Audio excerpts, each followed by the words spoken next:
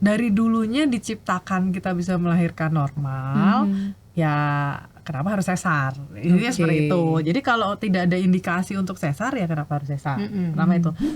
Oke, sebenarnya kita dari waktu istilahnya pada saat kontrol awal kehamilan pun kita udah bisa decide. Pertama begini, kalau misalnya kita mau melahirkan normal gitu kan, dok tapi saya nggak mau rasa sakit gitu, maksudnya nggak pengen sakit, ya udah nanti melahirkannya pakai ILA gitu aja sih sebenarnya, intinya seperti itu kan. Jadi pada saat nanti masuk rumah sakit mulus, ya udah tinggal bilang saya mau lahirannya nanti pakai ILA ya gitu. Sebenarnya ya lebih ke arah itu ya, kayak sakit gitu. Ininya makanya mereka jadi berimage sesar juga sakit gitu kan. Lahiran normal juga sakit gitu. Jadi udah aja lah nggak usah hamil aja gitu kan. Jadinya jadi balik ke situ kan. Nah sebenarnya kan ada solusinya semuanya gitu loh. Jadi kan orang juga dok, ada banyak kok yang bilang, dok saya gimana ya, saya mau melahirkan normal tapi takut sakit gitu. Tapi saya mau melahirkan sesar, saya takut sakit juga gitu kan. Karena setelahnya juga nanti sakit juga gitu.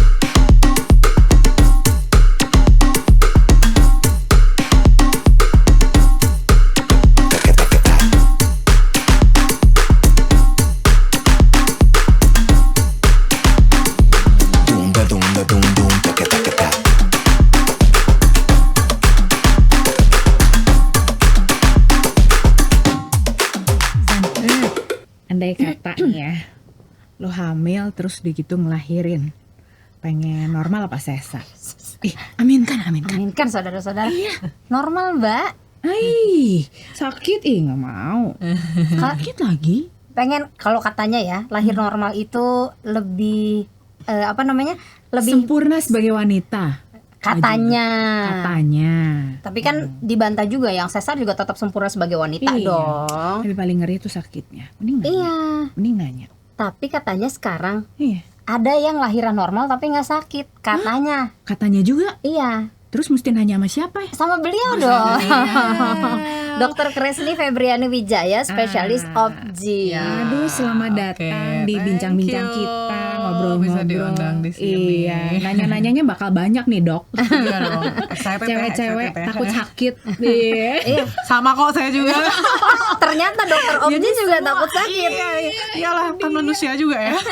Emang bisa ya, kalau kata Kristen tadi ada melahirkan tapi nggak usah takut sakit gitu. Iya, justru saya juga dulu waktu intinya waktu masih zaman kuliah lah ya, saya tuh lihat yang melahirkan itu saya sampai berimage tuh, saya waktu itu pernah bilang, saya nggak mau hamil, saya nggak mau melahirkan, anak di luaran itu kan banyak, nanti kita ambil anak aja ya gitu. Benar. Saking saya tuh lihat kayaknya yang melahirkan tuh sakit ya gitu. Terus waktu saya keluar, ternyata melahirkan tuh santai, enak, kayak masih ngobrol, masih videoan gitu. Iya. Videoan juga sampai permukaan 10 tuh kayaknya masih santai aja gitu, masih enak gitu. Jadi aku mah double dong. Kalau saya mah udah bukaan 7 ya ngerasain mau normalnya tapi akhirnya nggak jadi juga, akhirnya toh sesar juga, jadi dua-duanya dapet tuh. Jadi makanya sakit banget kan. Iya, gitu. jadi dua-duanya ngerasain. Emang ada ya yang jadi sekarang itu sebenarnya ya mungkin kecanggihan manusia itu kan selalu berinovasi gitu ya. Jadi orang kan dulu kalau aduh sakit, saya pokoknya mau sesar aja, karena takut sakit gitu kan. Terus akhirnya ya terciptalah sedikit demi sedikit tuh untuk biusnya sesar itu ke yang melahirkan normal gitu. biusnya sesar, jadi tapi melahirkan normal. Jadi kita sama dokter biusnya juga gitu. Jadi dipantau sama dokter biusnya juga. Jadi kayak kontraksinya itu kan mulus banget kan ya. Sakit banget kan. Nah, jadi begitu itu diplang masuk tuh enak aja gitu. Betul, dunia selesa berbunga, Bu. Makanya tadi dokter saya juga gitu kan. Iya, makanya tadi dokter bilang masih bisa foto-foto, video-video gitu. Kalau nggak IG story, cocok sekarang ya. Tapi ini kalau misalnya nih kan itu dibius juga. Iya. Dikerjakannya di ruang apa? Di ruang operasi atau di ruang tindakan jadi biasa? kita ruang bersalin biasa, cuman dokter biusnya yang datang gitu. Oh. Jadi semua kan ruang bersalin itu juga sebenarnya didesain untuk kita bisa kalau ada emergency atau apa itu bisa masuk obat-obatan dan semua pertolongan di situ. Tapi nggak desain kamar operasi karena kan nggak untuk operasi di situ ya. Jadi nggak pakai acara dipindahin dari ya, enggak Naik ke langsung. lantai Kadang di sekian. ruangan juga bisa karena dokter Oke. biusnya yang datang gitu. Tapi kenapa nih yang namanya lahiran minim rasa sakit itu perlu kita bahas di hari ini? Soalnya ya saya tuh banyak pengalaman tuh banyak yang belum tahu gitu. Udah tahu belum? Belum, baru tahu. Belum dengar kan? Iya, belum. Iya, makanya saya tuh waktu itu pernah ada, jadi teman saya itu sampai ke Amerika, cuman mau melahirkan dengan nggak sakit gitu intinya. Saya bilang di sini juga ada kok gitu. Iya, jadi ada ya gitu sih, sampai ada di sini juga ada. Jadi banyak yang nggak tahu bahwa mereka tuh selalu beranggapan di luar itu bisa gitu ya. Di sini juga bisa gitu loh. Jadi mungkin banyak yang belum tahu bahwa di Indonesia pun bisa gitu ya. Nggak familiar ya, Dok? Iya, ya even maksudnya saya praktek di RSCK pun saya kalau lihat pun bisa gitu. Jadi Nggak taunya apakah karena memang tidak ada edukasi atau tidak ada pemberitahuan dari dokter objinya sendiri atau mungkin karena belum familiar gitu. Orang mungkin kadang nggak nanya juga, dokternya lupa ngasih tahu gitu kan. Jadi mungkin masih belum viral lah ya mungkin gitu ya. Kalau mungkin artis-artis banyak yang pakai, mungkin nanti banyak yang minat gitu ya gitu. setelah nonton keren. ini Iya. Jadi abis ini langsung pergi ke Iya, RSCK, iya. Dok saya mau melahirkan tapi nggak pakai sakit itu loh. Pakai Gitu. Jadi kan ya makanya orang mungkin banyak yang udah dengar kok sebenarnya ila cuman tuh apa sih ila gitu kan. apa tuh, Dok? Jadi istilahnya tuh dia intrathecal labor analgesia, sebenarnya bahasa Latin ya. Jadi dia tuh dibius lah istilah di sini. Dibius Supaya lewat di belakang. Kayak orang sesar juga sebenarnya kan dibiusnya dari sini sekarang kan, keren. Jadi masih sadar, masih bisa ngobrol, terus nanti dari perut ke bawah tuh dia kerasa nggak sakit. Jadi waktu ngules kontraksi yang amin lah pokoknya ya kalau ngomong itu. Jadi tuh bener-bener plong, masa nggak sakit gitu loh. Tapi kita ngerasa kaki gitu kerasa nggak sih, Dok? Itu Gitu, juga atau karena baal dari juga? sini ke bawah itu dibalin. Jadi ya kaki juga baal. Jadi kayak bius gitu. lokal. Sebenarnya dibilangnya regional ya. Jadi dari Oke. sini ke bawah gitu. Jadi dari perut ke bawah tuh dihilangkan rasa nyerinya gitu. Jadi tapi kontraksi tuh tetap ada. Jadi kayak rasanya ada yang neken-neken aja tapi hilang rasa nyeri gitu. Jadi sama kayak orang sesar. Kalau orang sesar juga kan dari sini ke bawah tuh dihilangkan lah rasa nyerinya itu. Jadi berarti gitu. yang dihilangkan hanya rasa nyerinya, bukan kontraksinya ya. Bukan kontraksinya. Gitu. Makanya dia bisa lahir dengan normal. Iya, maksudnya gitu. gitu. Iya kan zaman-zaman dulu selalu ada mitos harusnya sih lahirnya kalau ini bisa tuh normal aja. Jangan mau sesar. Kalau sesar bla bla bla bla bla. Emang kalau ilahnya sendiri dibandingkan nih dengan sesar gitu ya. Sejauh mana nih lebih berbahaya mana, tanda kutip ya, maksudnya semua juga nggak berbahaya tapi kan mungkin ada efek sampingnya ya, Dok, saya nggak tahu. Ya. Kan ketakutan orang-orang Iya. lah, ketakutan masyarakat gitu. Ya, sebenarnya kan orang tuh sekarang kayaknya lebih milih ke sesar gitu ya. Karena pertama takut sakit gitu kan.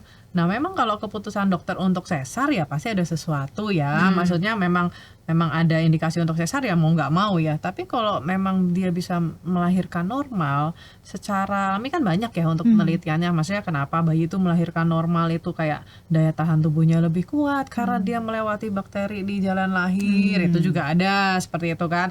Nah, itu kan jadi melewati hal-hal yang alami. Walaupun ya sesar juga tidak salah ya. Semuanya juga bisa. Terus kayak keloid aja. Keloid di Iya, perut itu kan betul. lebih gampang ya. Terus gatalnya itu loh, Dok. Nah, kalau udah keloid kan kadang gatal ya. Memang kita ada minimnya juga ya. Kalau sesar kita kasih anti keloid, kasih yang lain-lain, terapi keloid pun banyak gitu ya.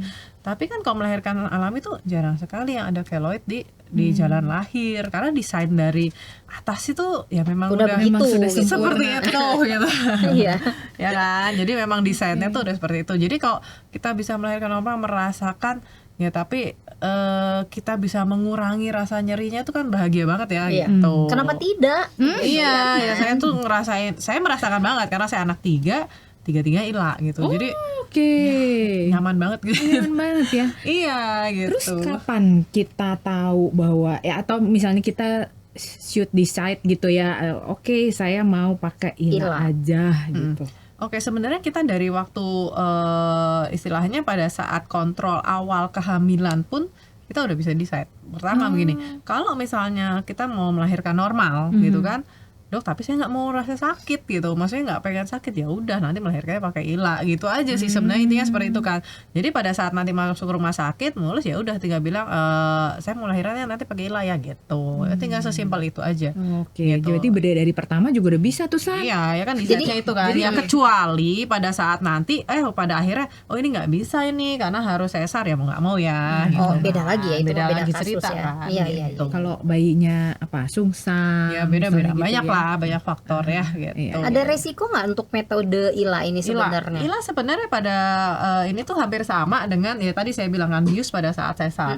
Jadi kalau dosis dari situ memang efek samping dari obat, tensi bisa turun gitu. Makanya kenapa kita mengerjakan ILA ya bukan kayak di klinik atau di apa, karena kita butuh fasilitas juga ya. Nah makanya dengan dokter bius gitu kan, karena dokternya sudah tahu efek samping seperti apa, dia akan memberikan pengobatan atau untuk mengatasi efek samping tersebut. Jadi ya bukan kan? dokter objinnya yang memberikan, tapi Bukan. dokter bius, Nah, dokter iya. anestesi Kalau ya. nanti kita ngurusin bayi juga ya kan, bingung Repot. kita kan.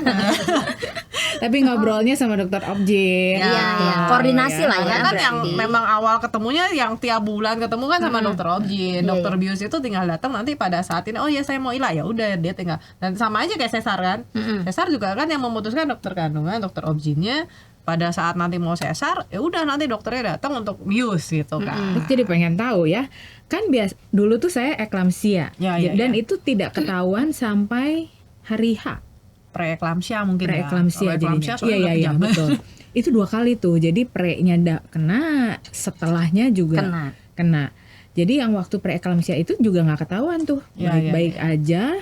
Tiba-tiba pada saat mau melahirkan tensi itu tiba-tibanya biasanya 190 gitu.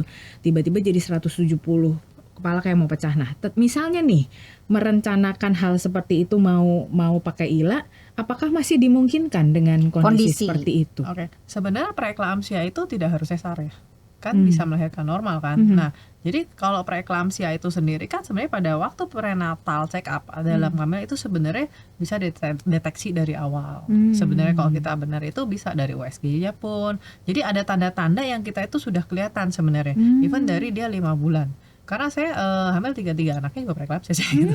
Jadi waktu itu sampai 190, padahal ya maksudnya sudah dengan pengobatan tapi dengan minim, dalam artian pada saat melahirkan jadi kita menghindari ke arah eklamsianya itu yang nggak sampai kejang gitu. Jadi preeklamsianya tetap, tapi kita berusaha supaya tidak sampai kejang dan masih bisa melahirkan normal. Nah, itulah ada pengobatan yang kita berikan kan. Nah, tapi tetap aja bisa pakai ILA karena justru waktu pakai ILA itu kan tensinya agak turun ya sedikit gitu. Oke. Ya, jadi malahan dia meredakan tuh, turun kan gitu. Kalau Nggak preeklamsianya ke apa namanya pas kena itu justru pas dia kontraksi, dia mau melahirkan gitu misalnya gitu.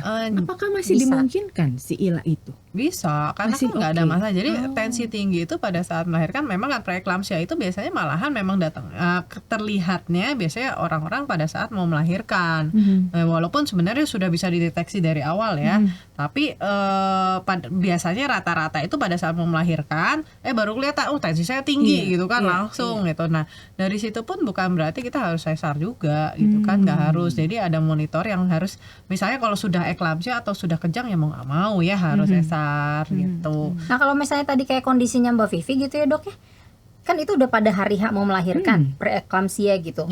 Kemudian memang tidak ada pengen ILA. Nah diputuskan ILA tuh pada saat itu untuk koordinasi dengan dokter Bisa. anestesinya, bisa ya? Bisa, dokter anestesi kan standby Tetap juga standby. 24 jam gitu. Cuman kan ada waktu dalam artian mungkin dokternya sedang mengerjakan apa, itu kan butuh waktu mungkin ya sekitar setengah jam atau 1 jam, itu kan butuh waktu. Dalam artian gitu.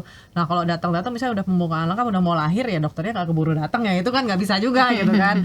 Nah cuman kalau misalnya diputuskan dari awal itu, jadi kita bisa pilih tempat, dalam artian saya pengen melahirkan di ILA, dengan ILA terus nggak bisa dong misalnya di bidan gitu kan, atau apa kan nggak ada juga ya yang ke bidan gitu, dokter biusnya gitu. Sebenarnya ada kondisi-kondisi tertentu nggak, misalnya penyakit bawaan gitu yang tidak boleh menggunakan ILA gitu, metode tidak boleh menggunakan metode ini untuk lahiran? Ada beberapa yang dia nggak bisa, misalnya karena kan itu bisa di belakang sini. Nah kalau dia ada skoliosis berat, nah berarti kan nggak bisa masuk nih.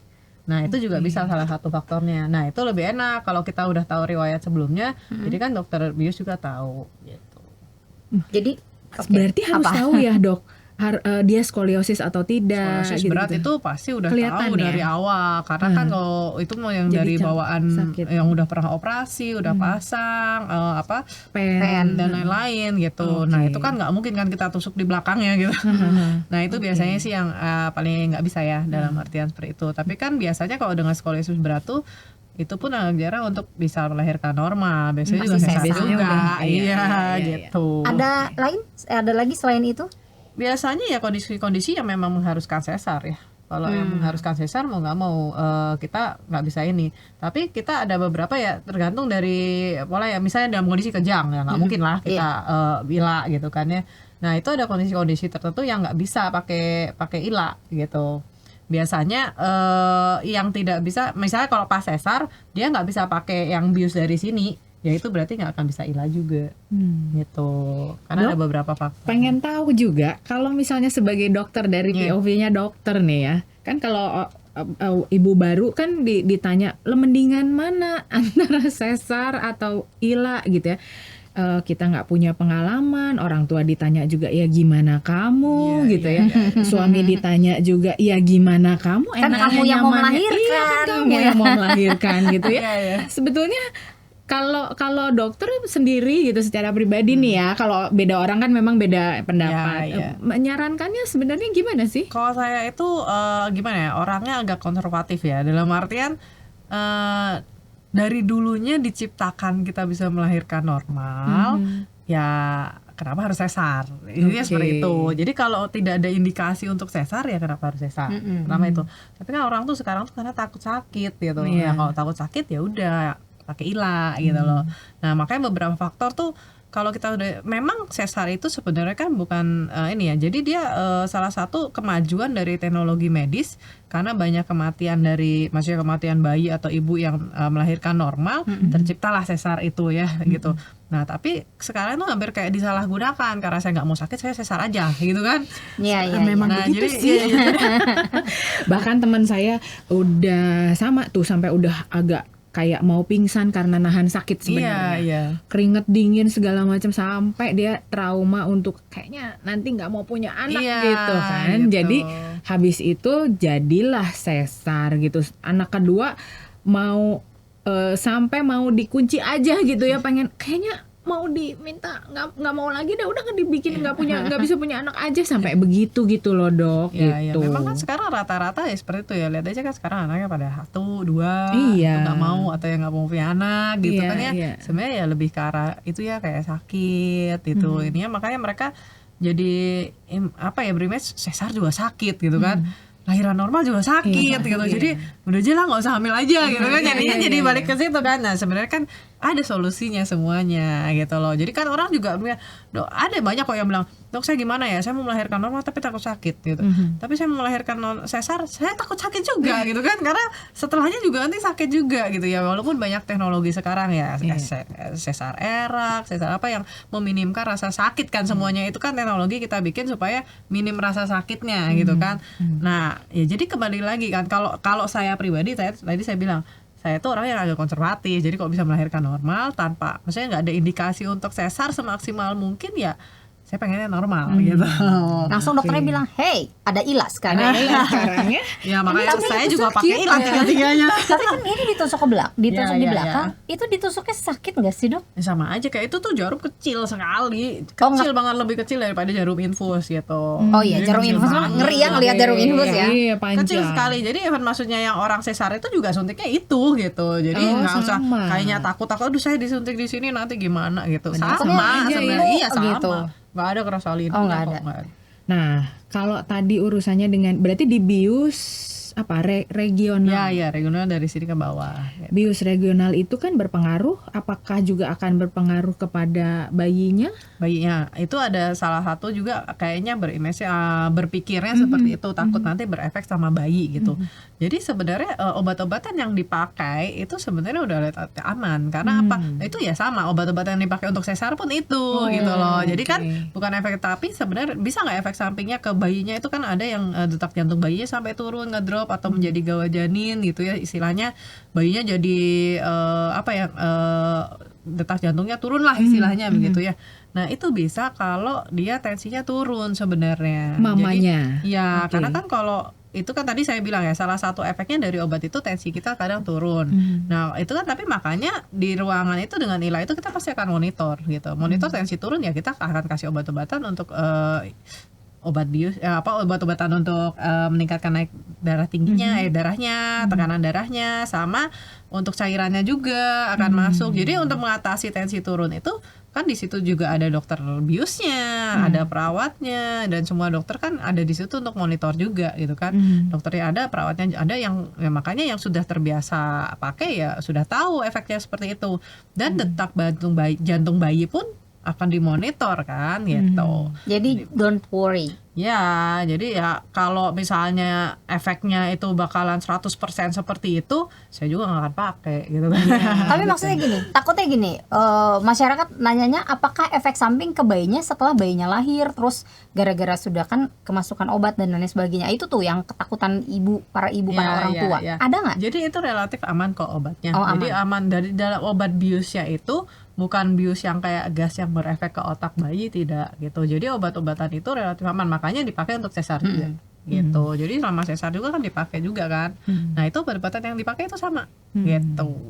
Kalau orang mungkin udah punya anak satu mungkin udah tahu ya sakitnya gimana. Aduh iya, nanti kalau punya anak kedua gue mau ILA aja gitu ya. Tapi kalau orang baru kan baru anak pertama kan nggak tahu tuh dia dok.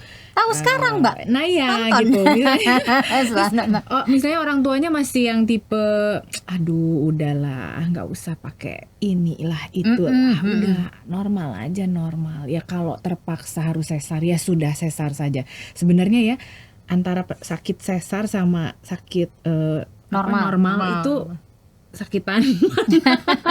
Sebenarnya kalau bisa dibilang ya dulu, biar bisa memutuskan. Oh ya, sobat Komsas yang nonton juga biar kebayang gitu.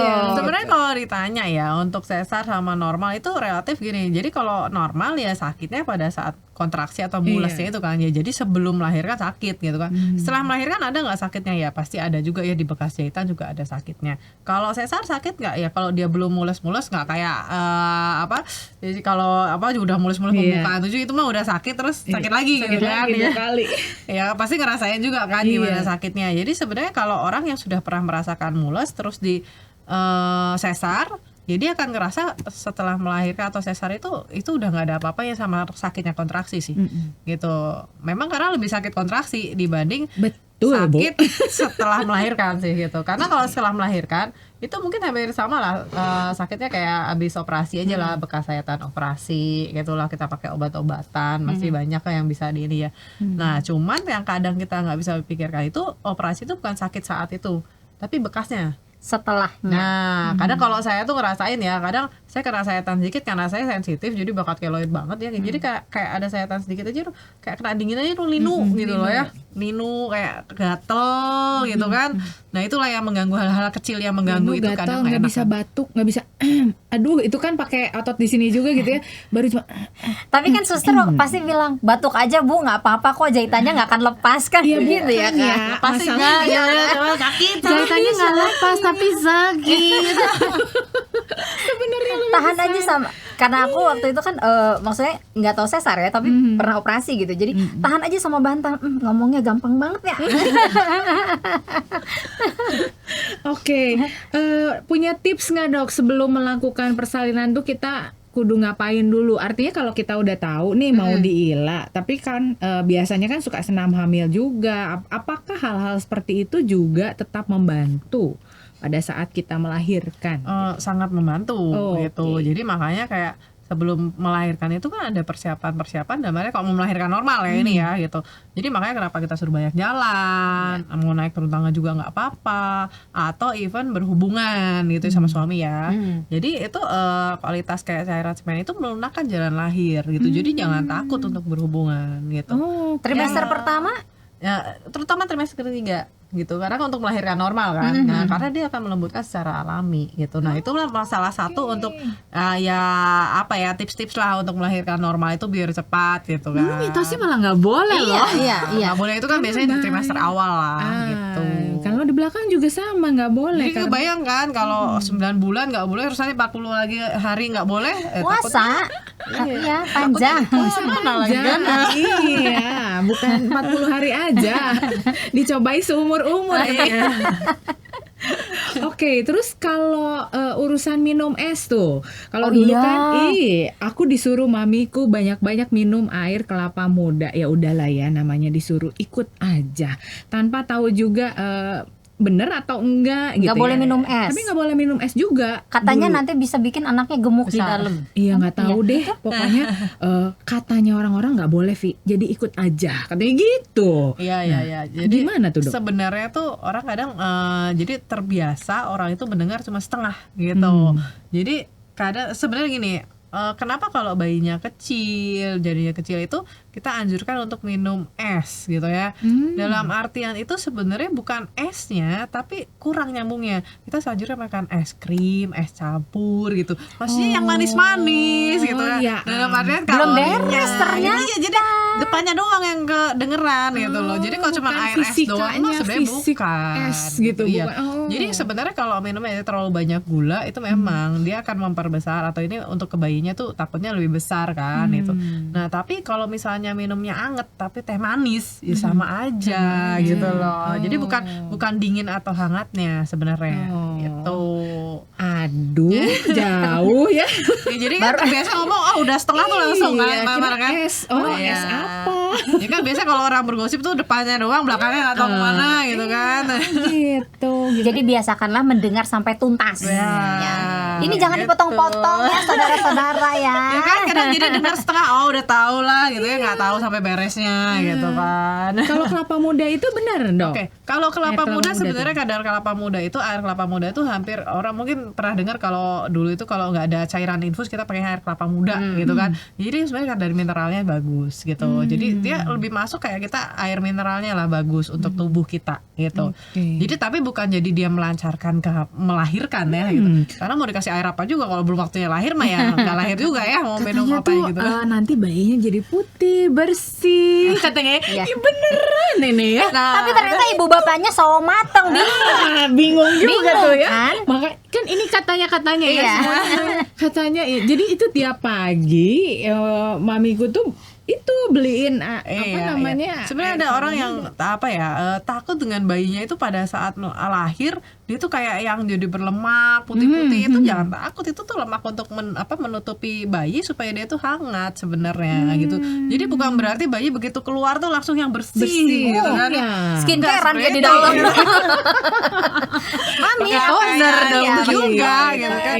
Justru ya itu yang melapisin dia supaya dia hangat sebenarnya gitu. Ya kalau dalam artian mungkin minum air kelapa jadi air ketubannya mungkin jadi banyak gitu ya. Jadi mungkin jadi untuk melahirkan dia jadi bersih itu dalam artian air ketubannya kan kalau sedikit atau apa mungkin jadi hijau atau itu kan sebenarnya hijau itu juga bukan karena air ketubannya dia yang terlalu sedikit jadi hijau juga nggak mesti seperti itu gitu ya. Ada beberapa yang karena dia udah lebih bulan atau ada beberapa kelainan yang bikin dia ketubannya hijau. Sebenarnya kan seperti itu karena dia udah buang air di dalam istilahnya begitu jadi hijau gitu kan. Jadi bukan berarti dengan air kelapa terus jadi ini ya. Ada orang yang takut minum kayak makan buah naga takut nanti air ketubannya merah gitu kan ya. Memang ya kayak buah naga juga kalau kita kencing juga kan merah juga ya air ketuban, tapi kan hilang juga kan setelahnya, nggak selamanya dia merah nanti bayinya jadi merah gitu kan. Bayi apa nih? Agak ngeri bayinya jadi merah. Boy anak merah. Jangan ya. Tapi berarti ada nggak makanan-makanan tertentu yang memang nggak boleh dikonsumsi oleh ibu hamil? Katanya kalau minuman kopi. Oke, sebenarnya pada saat jadi kopi ada beberapa yang ada batasannya lah ya gitu. Jadi kayak kopi itu sebenarnya kayak maksimal itu 2 gelas sehari. Karena dari efek kafeinnya itu dia kayak memperkecil si pembuluh darah. Jadi takut bayinya kecil. Sebenarnya arahnya ke situ lah. Tapi bukan berarti ya itu balik lagi bukan berarti nggak boleh total sama sekali itu nggak juga. Pencinta kopi bingung. Aduh nggak boleh minum kopi. Kalau minum kopi kebanyakan jadi pengen lebih sering pipis. Jadi malas kan kalau orang hamil juga udah sering kencing gitu. Makin minum kopi jadi malas juga sebenarnya. Bawa toilet portable kemana-mana. Iya. Dan berat. Gitu. Dok, kalau misalnya urusan ya sebagai seorang ibu, mau udah anak kedua, mau udah anak ketiga, kan rasa tegang itu sih pasti ada kalau mau melahirkan ya. Overthinking, rasa tegang. Nah, itu gimana ya caranya supaya kita bisa, apakah nih dengan ILA itu akan jadi meminimalisir lebih relax gitu, barangkali ya, berharap aja gitu ya.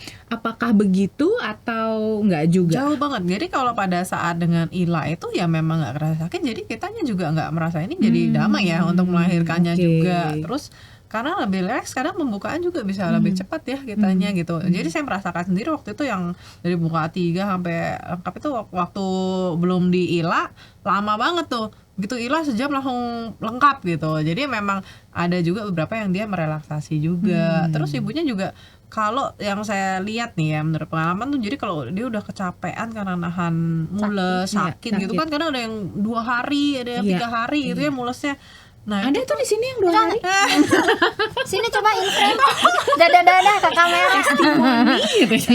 Iya, jadi pada saat mau ngeden udah habis nih tenaga gitu kan. Jadi akhirnya nggak bisa lahir gara-gara padahal udah mules 2 hari nggak bisa lahir karena nggak ada tenaga buat ngedennya gitu kan.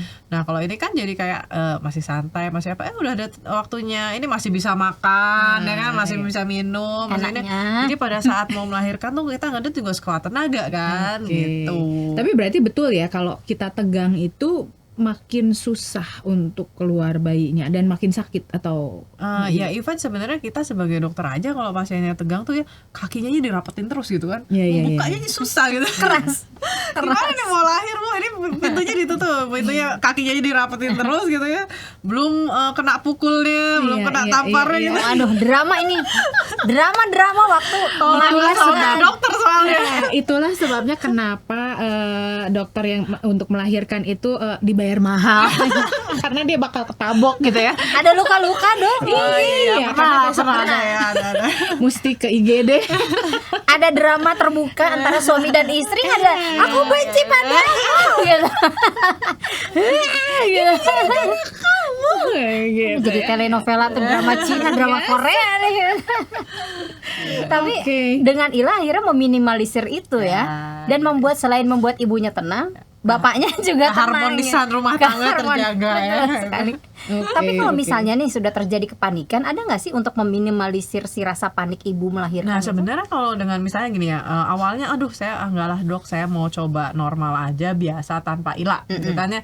Nah pada saat itu ternyata aduh sakit banget ya dok, ya udah ILA aja, ya udah tinggal panggil aja gitu. Jadi kan sesimpel itu. Iya, tinggal ya udah sakit ya udah panggil aja dokternya untuk ILA gitu. Ya sebenarnya itu. Apakah semua dokter persalinan itu juga mengerti soal teknik ILA ini? Karena terus terang kayak kita aja gitu ya, kita juga baru tahu bahwa ternyata gitu ya. Kan taunya harus dari dokternya ya. Kalau dia nggak buka, kita mana tahu bahwa ada metode ini gitu, dan bisa menjadi salah satu pilihan gitu. Nah gimana tuh? Sebenarnya kan yang mengerjakan ILA itu sendiri sih dokter anestesia, dokter biusnya. Jadi itu akan tergantung dari rumah sakitnya juga, apakah memfasilitasi itu. Ya kita masih tanyanya dari awal sih sebenarnya. Tapi kalau dokter kandungannya sendiri, dokter OB-nya sendiri sih sebenarnya sih pasti udah tahu juga. Ya udah tahu, cuma tergantung lah ya pada saat itu fasilitas di kliniknya atau di rumah sakitnya itu available atau enggak gitu. Jadi memenuhi syarat. Ya maksudnya kadang ada beberapa yang memang kita promosiinnya itu gitu kan ya, mempromosiin untuk ILA, ini baru bisa untuk ILA gitu. Kadang ya orang lihat trennya aja lah gitu kan. Sebenarnya perbedaannya apa sih dok kalau yang ILA? Oke kan dua-duanya sama-sama disuntik nih, cuman suntiknya yang satu full misalnya gitu ya karena sesar bedah besar gitu. Kalau ini kan normal. Selain dari itu apa? Ketersediaan obat kayaknya sama-sama juga gitu ya. Terus tadi rumah sakitnya memfasilitasi tapi sosok dokternya harus ada di situ terus? Jadi memang dokter kadang kan kita tuh terbatas dengan tenaga kerja ya gitu. Jadi beberapa dokter kan nggak selalu available, mungkin 24 jam karena kan melahirkan kan subuh-subuh ya gitu kan. Nggak bisa diperkirakan kan kalau normal gitu kan. Terus mungkin pada saat kondisi tertentu dokternya sedang operasi atau apa, tidak ada dokter yang menghandle yang untuk ilahnya mungkin kan. Ada kan ya, maksudnya damarnya kita kan rumah sakit tuh nggak bisa dibilang kan rumah sakit yang di daerah atau di mana gitu ya. Ada dokter itu cuman yang ya dokter biusnya cuma satu untuk satu daerah gitu kan ya. Gimana dia sempat juga ya mau mengerjakan ILA gitu kan ya. Kadang kita bersyukur juga kalau di kota besar dokternya banyak gitu kan. Kalau kita kayak di yang daerah-daerah itu iya kadang dokter kandungan satu aja mencakup satu daerah gitu kan ya. Jadi kadang ya susah juga ya gitu kan. Ya tergantung dari tenaga sih gitu. Terus ada nggak sih persiapan yang harus dilakukan oleh ibu sebelum melahirkan gitu? Persiapan khusus sebelum melahirkan, terutama mental ya kayaknya. Jadi kalau ini ya kadang tuh orang tuh udah berpikir, makanya sekarang itu kalau saya ya selalu ngomong sama pasien tuh kalau memang lagi hamil nontonlah yang bagus-bagus gitu ya. Oke. Dan artinya orang tuh selalu ngomong, dok ini nanti kayak gini di TikTok begini, di ini gini begitu ya, semuanya tuh kan di YouTube begini, YouTube ya semuanya udah online gitu. Terus tapi tanpa bisa memilah gitu yang bagus, nanti bayinya kayak gini, nanti takutnya kelainan seperti ini. Saya bilang semua itu dari pemikiran kita gitu kan ya. Kalau kita mikirnya bagus, kita nanti bisa lahiran normal ya, itu kan pemikiran ibu itu adalah sosok doa juga ya gitu kan. Betul. Ya jadi kalau saya selalu bilang kalau lagi hamil tuh udah mikirin yang bagus-bagus aja udah gitu. Kalau ada pun sesuatu yang kurang bagus itu ujian, ya kita cari solusinya aja gitu kan. Jadi jangan mikirnya macam, karena itu lebih dari mental kita. Kalau mental kita udah pengennya aduh saya pokoknya mau operasi aja. Ya udah jadinya operasi gitu. Kalau dari Ya kan? sosok suami? Kalau sosok suami harus full support ya kalau saya sih, karena orang yang hamil dari sejak hamil aja tuh semua perubahan yang ada di dalam tubuh kita tuh beda gitu loh. Cuman saya aja tuh waktu hamil tuh ya yang paling sengsaranya itu waktu trimester pertama justru mual muntahnya itu nggak nguatin gitu kan. Apalagi zaman COVID gitu yang mesti pakai masker. Aduh rasanya tuh kayaknya nafas tuh udah kayak bau muntahan gitu kan. Betul. Ya, tapi support ya, maksudnya dalam artian ya dibikinin oke gitu ya. Kalau apalagi kalau sering kram gitu ya, bangun-bangun kaki kram semua tuh udah ya itu kan support suami juga ya gitu. Kayak kalau saya tuh waktu itu jadi kayak dari tidur ke duduk aja tuh tulang belakang sakit semua gitu kan ya. Ya pasti adalah dipijit lah ini kan ya. Kalau supportnya seperti itu kayaknya kita mau hamil mau ini juga pakai anak sampai 3 ya. Kalau nggak ada support udah satu aja cukup. Jadi tergantung ya kalau ya. kalau anaknya mau banyak ya suami mesti support juga gitu ya. Betul. Ya balik ke situ sih. Karena ya sampai dari melahirkan pun ya suami mesti support juga gitu. Kalau sekarang saya sudah memutuskan mau pakai ILA gitu ya. Lalu persiapan seperti apa dari kita awal sampai dengan kita mau lahiran yang harus dilakukan oleh si ibu ini? Sebenarnya kalau untuk ILA sendiri itu nggak ada special case-nya, maksudnya nggak ada yang saya harus siapkan ini nggak. Seperti melahirkan biasa aja, cuman yang kita udah tahu bahwa misalnya rumah sakit ini bisa nih ILA gitu loh, ya udah berarti ya melahirkan di situ aja gitu kan. Intinya seperti itu aja. Jadi kalau misalnya aduh saya pengen ILA tapi pengen ke bidan ya nggak bisa gitu kan. Berarti nggak harus ada treatment tertentu yang dilalui atau nggak boleh makanan tertentu, nggak ada atau minum sesuatu biasa ya. aja. Jadi biasa aja. Biasa aja. Oke. Jadi pokoknya pas sakit ya udah nanti kita tinggal bius gitu aja. Sesimpel itu. Jadi pokoknya pilih rumah sakit yang support ILA. Ya. Rumah sakit Tanya-tanya. kalau Bener lah pasti karena dokter kan praktek di sana tiap hari apa sih dok? Saya kecuali Senin sama Rabu ya. Kecuali Senin sama Rabu. Kamu mau konsultasi? Teleponnya langsung ya. Boleh. Jam berapa dok? Saya sih kalau hari Selasa pagi, Jumat pagi, Kamis ada lah di website juga ada. Sabtu pagi, cuman Kamis aja yang siang sama malam gitu. Malam? Ada malam juga. Ada sore ke malam. Kan RSCK juga kita ada sampai jam 6 malam juga gitu. Sabtu pun ada. Tinggal dipilih waktu yang cocok, hari yang cocok, datanglah ya untuk berkonsultasi. Betul. Nah dokter, kenapa orang atau masyarakat harus tahu tentang metode ILA ini? Ya itu saya sih pengennya apa ya, masyarakat terutama di Indonesia ini tahu bahwa di sini tuh bisa gitu. Ya karena saya ada beberapa itu orang sampai keluar negeri cuma dengan mau metode ini doang gitu loh. Jadi di sini tuh bisa, Indonesia itu maju kok, dan percayalah sama dokter-dokter Indonesia juga gitu. Kayaknya berarti memang belum belum familiar aja, belum teredukasi dengan baik. Jadi Makanya metode ini tuh kalau Sobat Komsos justru mendengar kita, ini hal baru buat semuanya dan harus ditonton karena ini Aku berarti juga menjadi salah satu pilihan untuk ibu hamil, gimana caranya melahirkan tanpa rasa sakit gitu ya, nggak usah pakai minim rasa sakit gitu, nggak usah tegang gitu, dan nyaman katanya ya setelah melahirkan. Bisa bikin IG story saudara-saudara. Iya. Yang penting itu saudara. Sebelum kita closing, Mbak Vivi ada yang mau ditanyain lagi atau kayaknya udah ya, karena nanti kita sampai besok kita. Dok, Gitu. ada yang ingin disampaikan nggak kepada Sobat Komsos nih? Kepada calon ibu lah terutama. Tips lah ya. Yang perlu kita untuk ini ya, sebenarnya dari sekarang itu untuk ibu-ibu, untuk calon ibu, jadi jangan takut untuk punya anak yang jelas. Karena sekarang tuh banyak sekali yang nggak mau punya anak karena takut melahirkan, karena takut sakit, karena takut nanti anaknya seperti apa. Semua itu udah ada yang atur gitu. Jadi semua itu ada solusinya, tinggal konsul aja sama dokternya, tinggal beredukasi, dan anak itu apa ya, sesuatu berkat lah gitu. Jadi kalau udah punya anak tuh memang beda banget, beda kita gimana merasakan jadi seorang ibu itu beda sekali. Jadi berkonsultasilah, jangan pernah takut, itu aja. Begitu. Oke, saya akan konsultasi setelah kita closing ya. Langsung. Ada billnya langsung jalan. Beda lagi dong. Dokter Kresni, terima kasih ya. Iya, terima kasih banyak atas pengetahuan yang sangat luar biasa hari ini. Ya, semoga juga bisa memberikan solusi buat orang-orang yang tidak mau sakit tapi pastinya pengen punya anak dong. Ya, Chris, udah nih. Kita mau langsung capcus sambil makan-makan. Langsung konsul ya. Langsung masuk. Let's go. Yuk. Mari. Tung da tung da tung tung tak tak